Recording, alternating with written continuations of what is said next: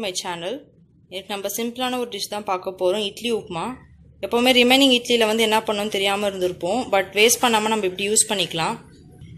அதுக்கு தேவையான பொருட்கள் வந்து இதுல ஒரு 8 இட்லி வந்து எடுத்து நல்லா மசிஞ்சு வச்சிருக்கேன். அப்புறம் 2 ஆனியன் அதாவது வெங்காயம் வந்து நல்லா நறுக்கி வச்சிருக்கேன். 2 தக்காளி எடுத்துர்க்கேன். கொஞ்சம் கறிவேப்பிலை, 2 வரமிளகாய், பாதி ஸ்பூன் வந்து கடுகு, பாதி ஸ்பூன் மஞ்சள் தூள், 1/4 ஸ்பூன் உளுந்து கல்ல எடுத்துர்க்கேன். உப்பு எவ்வளவு வேணுமோ அவ்வளவு ஆட் பண்ணிக்கலாம். இவ்வளவுதான், 5 நிமிஷத்துல பண்ணி முடிச்சிடலாம். எப்படின்னு வீடியோக்குள்ள போய் பார்க்கலாம். pan வச்சிட்டோம். அதுல 2 ஸ்பூன் ஆஃப் ஆயில் ஆட் பண்ணிக்கலாம்.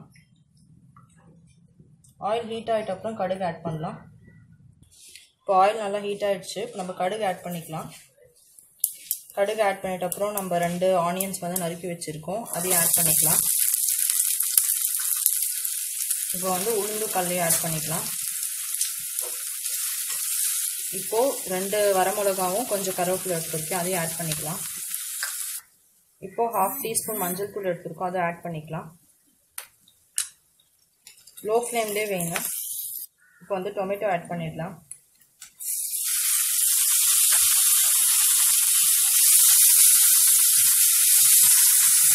இப்போ வந்து தக்காளி கொஞ்சம் வேகணும். ஒரு 2 மினிட்ஸ்க்கு அப்புறம் வந்து நம்ம சால்ட் ஆட் பண்ணிடலாம்.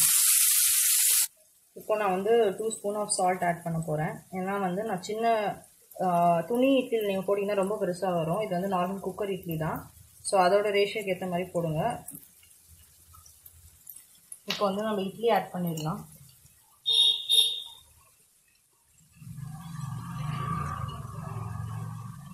இட்லியை வந்து நல்லா நீங்கள் ஸ்மாஷ் பண்ணுங்கள், இல்லைன்னா நல்லா கொஞ்சம் கட்டியாக இருந்தால் நல்லா இருக்காது.